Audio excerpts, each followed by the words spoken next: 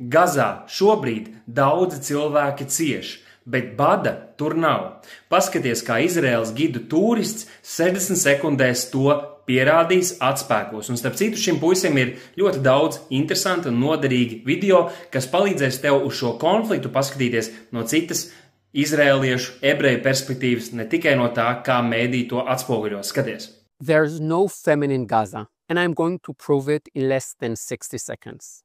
Proof 1. You always see just one skinny person in the photo. Weird, right? If there were a real famine, you would see entire populations looking like skin and bones. But no, just one child, one photo, repeated everywhere. Proof 2. It is always kids. Only kids. Where are the starving men and women? If there was actually mass starvation, we would see people of all ages wasting away. But no, always just a child, over and over. Take this widely spread image of a skinny boy. Now look at his mom sitting next to him. She is clearly not starving. Gazans are using photos of children with genetic diseases to accuse Israel of starvation. Here is something you probably don't hear in the news. Around 40% of Gazans marry their cousins. That dramatically increases genetic disorders, including those that cause children to be severely underweight, regardless of war or food supply. And let's be honest, in places with real famine, like Sudan, parents don't film their kids eating dirt and posted it on Instagram. That's an actual trend in Gaza. Feed your child sand, film it, upload it. Why? To make Israel look evil. Parents harming their own children for propaganda. Have you ever seen Sudanese parents do that? There is a lot of suffering in Gaza, no question. But if there were real famine, you wouldn't just see isolated, recycled images of a few malnutrition children. You would see masses. Now, before we go on, let's talk about the nasty title of this video. Best famine ever. Yeah, it is nasty, because there is no such thing as a good famine, obviously. There are thousands in Gaza suffering. Many are undernourished. But the fact that most of the Western media collaborates with Hamas propaganda, pushing images of sick children just to blame Israel, that's not journalism. That's insanity. And here is the bitter truth.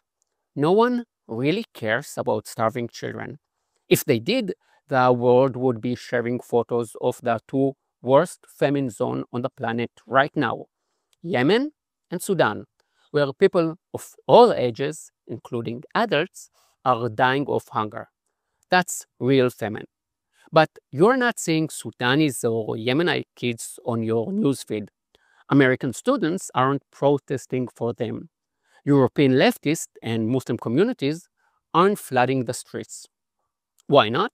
What makes Gaza children so much more media-worthy than Yemenite or Sudani children? Let's say it out loud.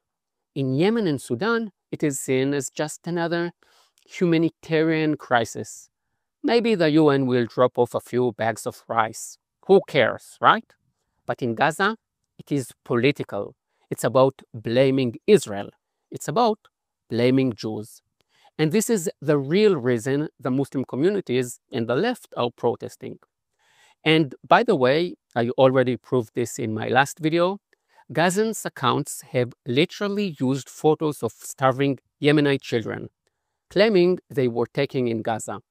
They are not just lying, they are stealing other people's suffering to gain political sympathy. So maybe you are seeing starving children, but they weren't even from Gaza. And if you got a different explanation, feel free to comment.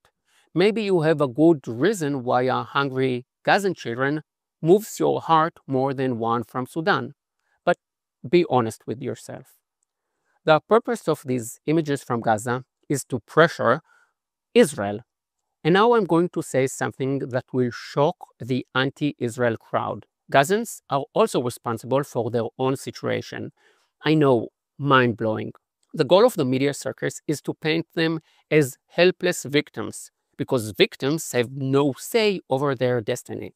But that's just not true. The entire crisis could end this afternoon. Just release the hostages you kidnapped from their homes and the music festival, and maybe stop trying to wipe Israel off the map. That's it. It is not complicated. Golda Meir said it 50 years ago. If the Arabs lay down their weapons, there will be no more war.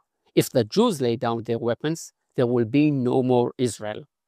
If Gazans loved their own children more than they hate Israel, they wouldn't be suffering war. They would be enjoying peace.